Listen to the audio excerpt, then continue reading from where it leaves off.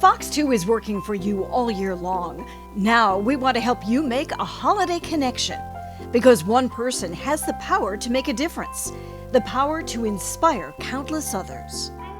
I feel good that I can maybe inspire other people, and I hope that I do. Those who reach out say they get as much as they give. It feels really great. I love Detroit as a city, and anything I can do to help feels amazing. Because the true gift is in giving. You will not believe how much it feeds your soul. It's going to change your life.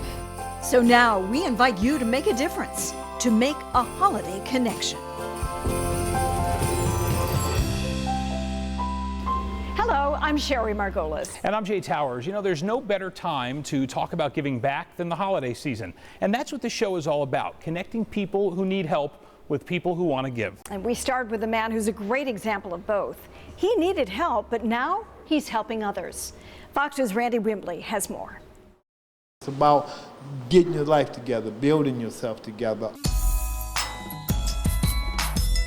And Michael Squirewell is doing just that. He's not only a client, but a volunteer at Detroit's Central City Community Mental Health, an organization that helps people diagnosed with mental illness regain control of their lives. Some come to the program homeless and addicted to drugs. They come in with fears. If this person gonna like me, am I doing the right thing? That can make it hard for some people to open up and make the life changes they desperately need. Until they hear Michael's story and learn he's walked a mile in their shoes and then some. Turn my music high, high, high. As a member of Young Boys Incorporated, Michael was part of one of Detroit's most notorious drug trafficking gangs. I mean, I was selling $5,000 sacks a day, you know, flipping it. You know, we used to compete against one another. Okay, well, but you gonna sell I'm gonna sell mine and see who get rid of the most. At its peak, YBI reportedly raked in more than $100,000 a day. The money, the cars, the women, the friendship, you know, being quote unquote, as I call that guy. But it all came with a cost. He witnessed the worst that life has to offer, from brutal beatings to murders. Eventually, Michael went from selling crack to becoming his own best customer. I remember one time it was 6 of us, and we sit there and did literally $5,500 and $5 for crack cocaine in 2 days. My regular mailman came to deliver my check. I thought he was the FBI. That's how annoyed I was. Michael spiraled into addiction. That, coupled with a learning disability and illiteracy, he hopelessly bounced around 13 treatment centers, never finding lasting change, until he went to DCC. DCC said, Mike, if you willing, we're willing to give it to you. And they told me up front, you got to put in the work every day. And he did. DCC diagnosed Michael with a mental illness and put him on medication. He learned to read, cook, and pay bills. He applied for Social Security benefits and is now living on his own. My life is better. I'm living good. I mean, I'm not famous or rich or all that, but hey, I'm not homeless no more. I'm not crying anymore. He is, however, a fixture at the DCC clubhouse, helping people fight the same battles he's now winning. When they hear his story, they're like, wow, gosh, I thought it would, I had some time, in the past that I couldn't make it. But now, hey, just listening to Michael, I can make a difference just as he is. There are still people who remember Mike from his YBI days and wonder if the change is real. Some people, like I said, ask me when I'm going to go back into the game, when I'm going to go back into the lifestyle. Well, guess what? If you don't know now, you're going to know. It ain't that type of party. I'm not going back into the game. That was Fox 2's Randy Wimbley reporting. You heard him mention that Michael couldn't read, and it's a problem in Detroit, with nearly 40% of all the adults in Detroit reading below a 6th grade level. Yeah, that's the reason we're here at the main branch of the Detroit Public Library. During our program, we'll be celebrating the work they do for literacy in children and adults, and we'll highlight the library's 150 years in our community. More on that coming up. But first, there are many ways to make a difference, both big and small. Sometimes those who share their gifts discover they get back much more than they give. Fox News' Mario Liu has more. She's called the Music Lady. Singing is her job, her passion. and the way she gives back at the Penrickton Center for Blind Children. The kids there are all legally blind with at least one additional disability. But if you open your heart, you'll find it's them teaching us to see the joy in the little things. I'm very glad you're here today. Very glad you're here. Beverly Meyer, the music lady, has been using her musical talent to reach kids for more than 20 years. She started in the classroom. So when I was teaching preschool, which I did for about 5 years, I always brought my guitar in, and I could see again that instant connection. I was like, that's where it's at. Hey, Noah, how are you? How are you, darling? Yep. Now, old Mr. Johnson had trouble of his own. Today, she's sharing the gift of music at the Penrickton Center for Blind Children in Taylor. The nonprofit opened its doors as a nursery for blind preschoolers in the early 1950s. Over the years, their mission evolved, adding a 5-day residential program and later expanding their services even more. What makes our program special is that we're the only program in the state of Michigan that works exclusively with blind, multi-disabled children. All services are provided free of charge to families thanks to generous donors. Penrickton relies solely on private donations. It's a humble cause, one that relies heavily on good-hearted volunteers, people like the music lady.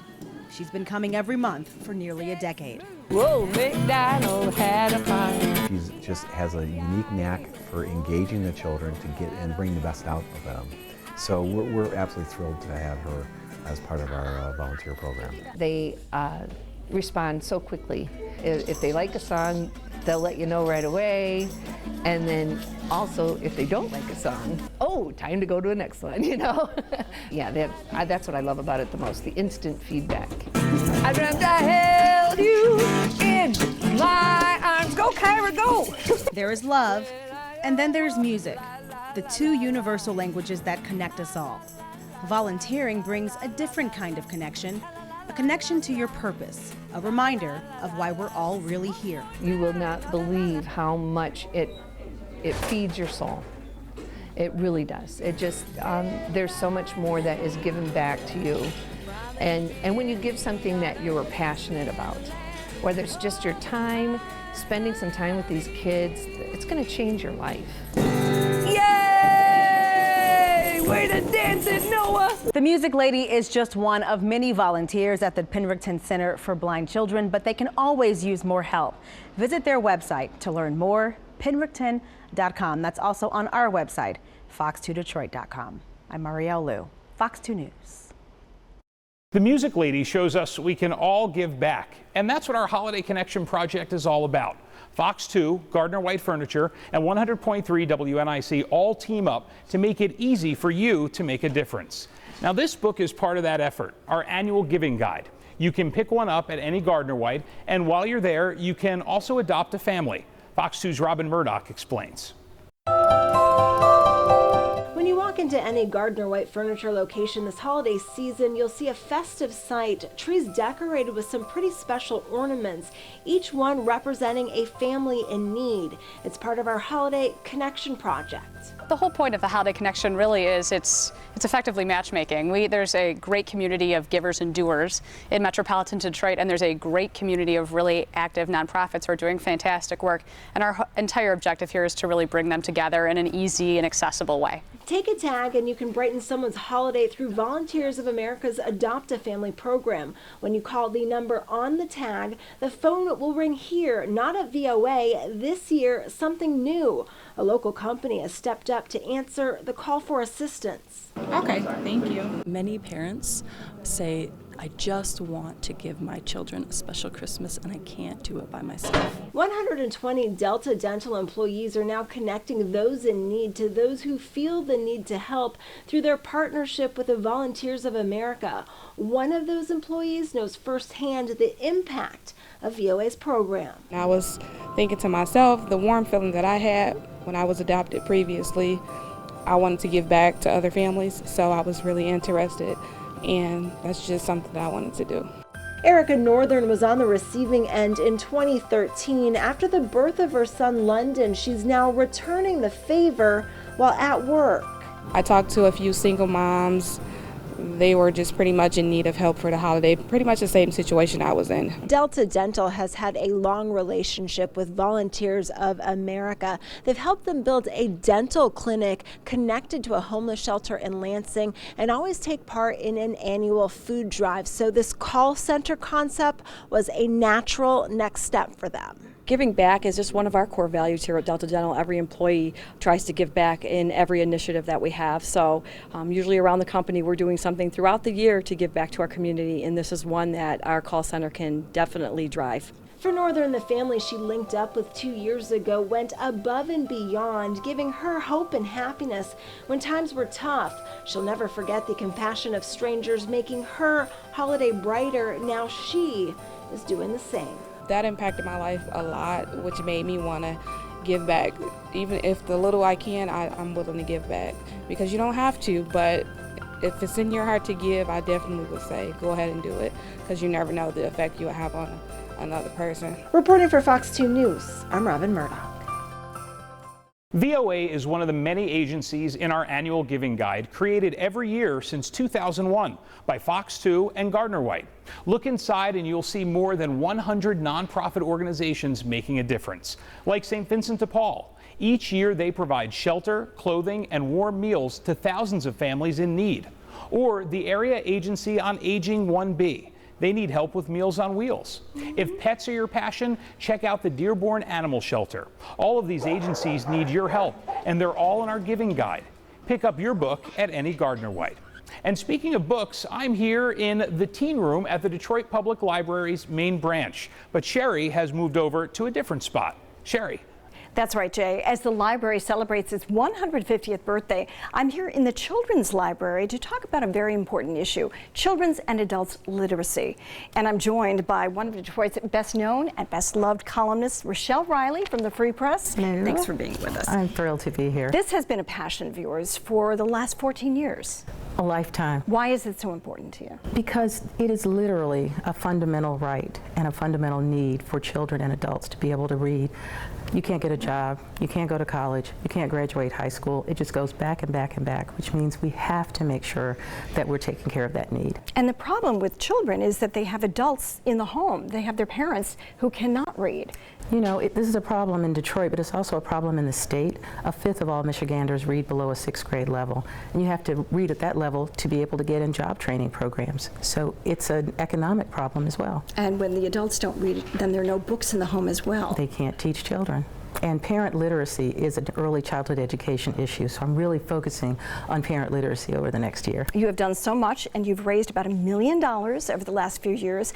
What can people do to help? 3 things. They can donate to a literacy center like the one that I raise money for every year, the Dominican Literacy Center. They can volunteer to be a tutor and work with somebody, or they can volunteer to stand in for a parent who might have difficulty reading and read to their children. All right, so there are ways to help. Absolutely. All right, Rochelle Riley, thank you so much for talking with us, and thank you for all you do for the community. I will keep doing it. Thank you. As we head to break, take a look at this, little libraries on display. You may remember we told you last year about the Little Library movement and how one woman was working to make Detroit the Little Library capital of the world.